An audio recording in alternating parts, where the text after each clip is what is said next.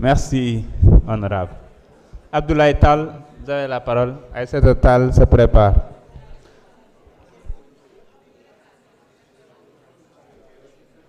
Merci beaucoup, Monsieur le Président. Nuyuwaat naa leen monsieur les ministres, chers collaborateurs, chers collègues.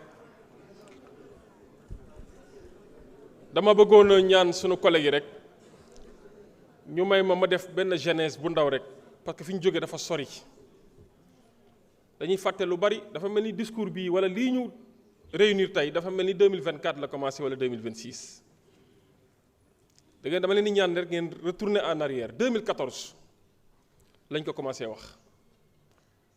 te discours yu doon multiplié wu en 2014 dem ba 2016 ñu rajo le président Ousmane Sonko bokk na ci facteurs yi mobiliser les Sénégalais cristalliser les attentions ba tey jii ñu toll fi ñu toll si ay principes lañ mus a nekk lutter contre la bonne gouvernance la non transparence promouvoir la bonne gouvernance loolu daanaka booy xool moo nekkoon revendication wu parti bi fi nekkoon au pouvoir muy APR ne nañu rajo Ousmane Sonko parce que day génn ay mbóot day dénoncer ay jubadi day dénoncer ay crimes économiques et financiers nga gis leen ci télé yi ci médias yi ba ci tribune Assemblée nationale ñuy taxaw di revendiquer sa radiation. Et en toute réplique le président de la République n'a pas hésité à signer le décret de radiation loolu bu ñu ko fàtte principe yi moo taxoon moo ñu boole woon ñuy xeex ma bàyyi fa ma nekkoon keneen bàyyi fa mu nekkoon jël ay risques ñëw ànd ak Pastef actuel président de la République allez-y interroger YouTube allez-y interroger les bandothèques des télévisions ou les médiathèques allez-y interroger Google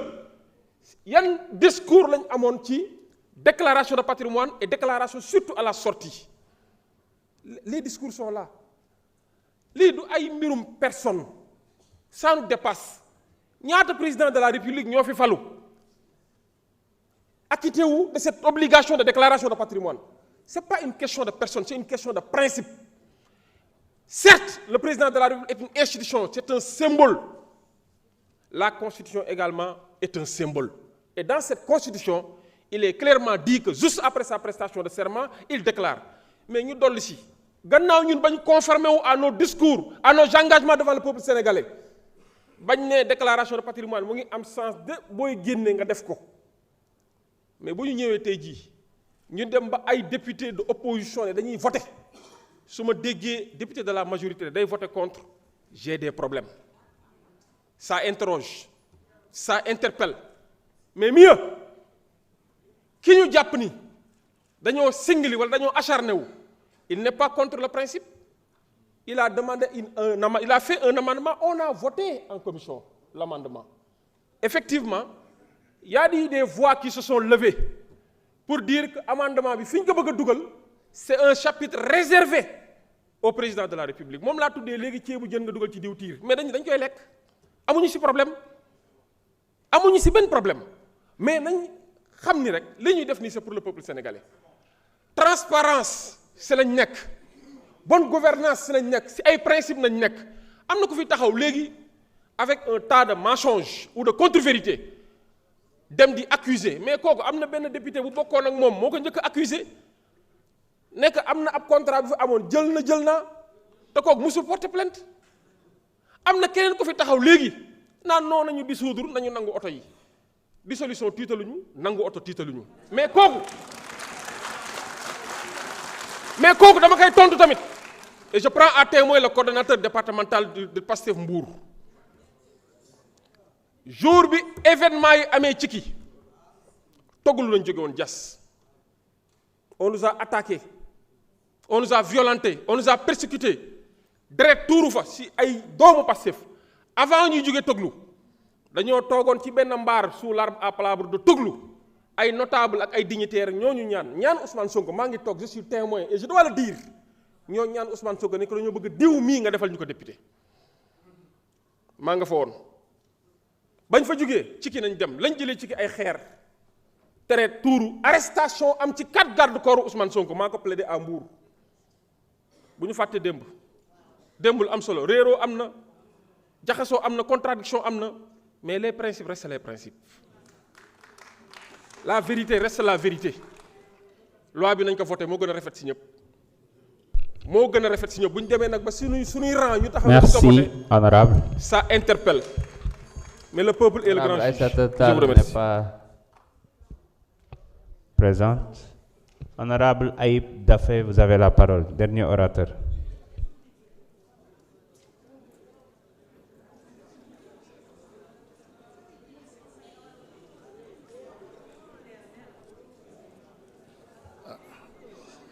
Salam alaikum, Monsieur le Président de l'Assemblée, Monsieur le Ministre, S'il vous plaît. collègues, Chers collègues, s'il vous plaît. maa ngi leen di nuyu di rafetlu proposition de loi modifiant l'article 37 de la Constitution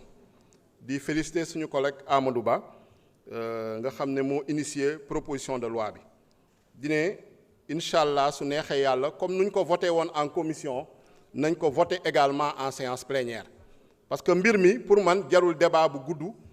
jarul ay débat yu passionné parce que les choses sont très simples